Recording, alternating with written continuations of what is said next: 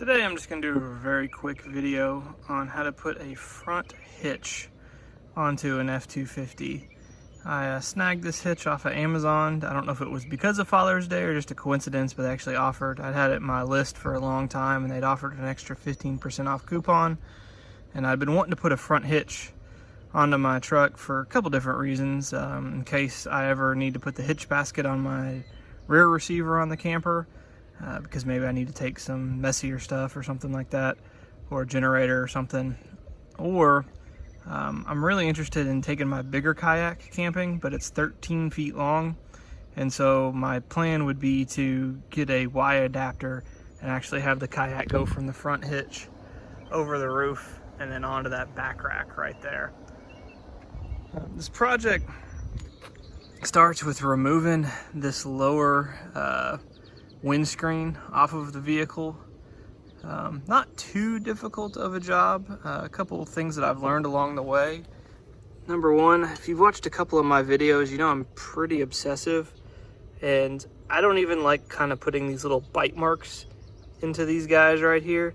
And I've learned that you can actually just get underneath and push the little pin right here up with a screwdriver, and then it doesn't even leave a mark. And these all, I mean, mine truck's got 200,000 miles on it, and these all came out fairly easily, pushing up from the bottom.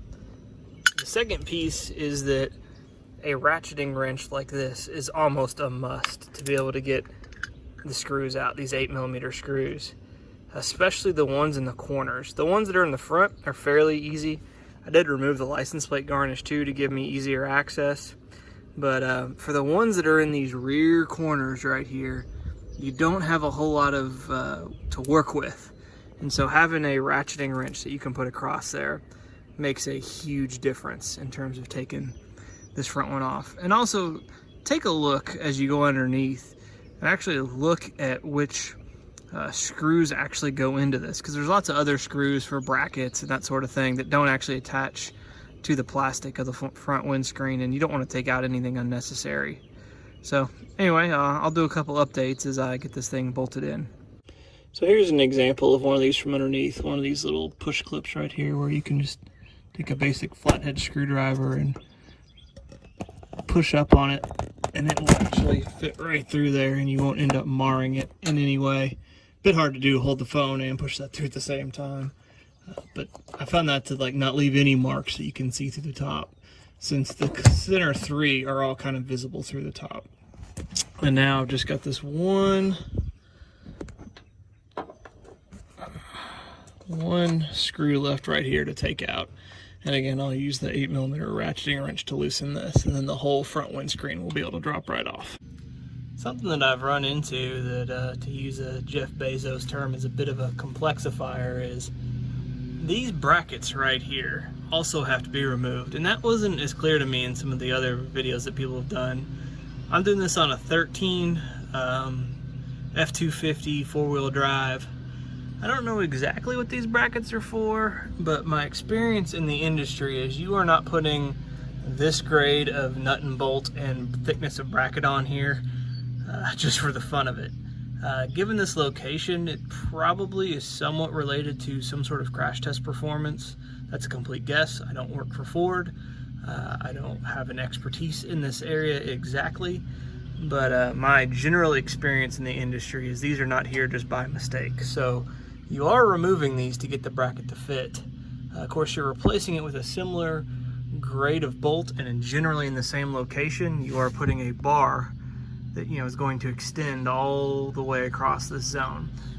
I don't know that that's going to guarantee the exact same performance. So as you're doing this modification, as with anything that takes a vehicle away from its OEM state, note that you could be compromising some factors in it. So I'm willing to take that chance based on one, the age of this vehicle, and two, the overall heft of the metal in it, and two, with that type of bar all the way across. I imagine it'll be somewhat similar, but for a particular test, where it's a small overlap or some of the other different crash tests that are out there, I can't be for certain why Ford added this. If someone knows and wants to post it in the comments, go right ahead. One thing I will note in trying to remove these is in using my ratcheting wrench, my 18mm, to get this one off, I almost got into a real pickle there because the head was getting trapped behind this bracket right here, and it would have been nearly impossible to work out if I hadn't caught it when I did. So this one in particular, I had to switch to a ratchet with socket on it to be able to get off. The other ones were very easy to remove with the ratcheting wrench. So some tips on how I got this up in here. I started with the front bolts because I thought it would be easier to get these in and then kind of rock this up into place, especially since I'm doing this by myself. So I did this left side first. Key point is you definitely want to unplug this little wire harness right here to keep it all the way out of the way as you're trying to get things into place. And then I used blocks to raise up the other side to get that bolt through.